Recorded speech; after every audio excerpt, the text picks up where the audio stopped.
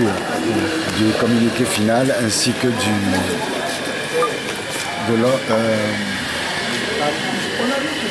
règlement intérieur qu'on a signé. Vous avez toutes les informations.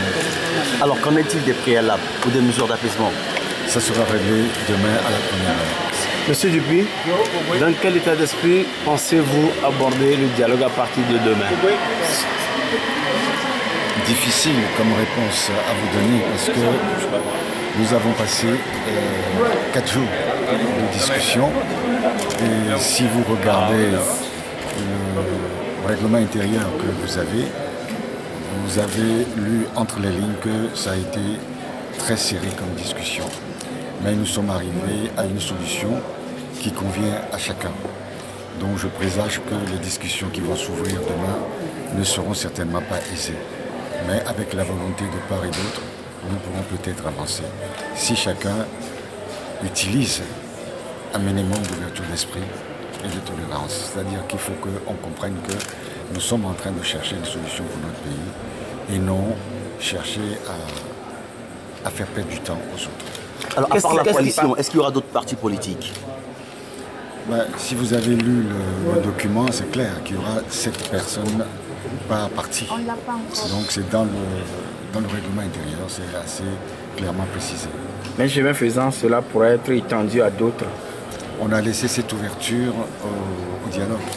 C'est au dialogue d'apprécier le moment venu s'il estime que tel ou tel parti politique, pour telle ou telle raison, est à même de rejoindre le dialogue tel jour ou telle heure. Si les deux partis ne se comprennent pas chemin faisant ou n'arrivent toujours pas à s'entendre, allez-vous vous transporter au Ghana ou bien vous allez faire encore appel au président ghanéen? Pourquoi voulez-vous qu'on imagine le pire tout de suite? Attendons que cela vienne d'abord. Vous savez, même dans un couple, je vous le disais hier, il peut y avoir des malentendus, il peut y avoir des disputes.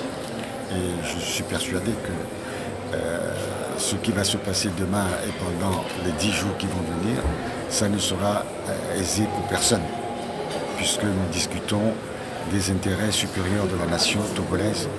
Donc ça sera des discussions très très dures, très ardues. Et bon, on compte sur l'intelligence et la bonne volonté de chacun. Pourquoi discussion très très dure? Mais parce qu'il s'agit de problèmes importants de la nation togolaise. Vous savez, ce n'est pas par hasard que depuis le 19 août, puisque c'est ça qu'on note comme référence, les populations sont massivement dans les rues pour réclamer le retour à la Constitution de 92.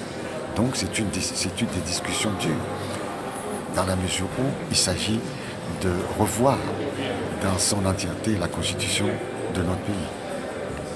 Qu'est-ce qui explique ce semblant d'amertume dans votre voix? Non, j'ai toujours cette voix, cette gravité, parce qu'il s'agit d'un acte très grave. On vient de signer un document qui engage notre pays. Quand vous signez un document qui est le règlement intérieur du dialogue qui va s'ouvrir sur le lendemain de votre pays, c'est un acte très grave, c'est un acte sérieux. Et je mesure la portée de ce que je fais. À contre-cœur avez-vous signé? Si votre voix est si grave? Si c'est à contre-cœur, je ne l'aurais pas fait. Vous me connaissez. Si ça me pose un problème de conscience, je ne l'aurais pas fait. Alors, ici à la première heure demain, les mesures d'apaisement ne sont pas réglées. Que se passera-t-il? Nous avons dit que la priorité pour nous, et d'ailleurs c'est inscrit dans le règlement intérieur, à régler de manière prioritaire par le dialogue. Donc, si ce point n'est pas vidé, le dialogue ne pourra pas continuer sur la base de soi. Est-ce que l'ordre du jour tient compte des revendications de la coalition? Mais il suffit, je vous invite à revoir, à refaire une lecture du règlement intérieur. Tout est explicité dedans. Merci. Merci. Merci.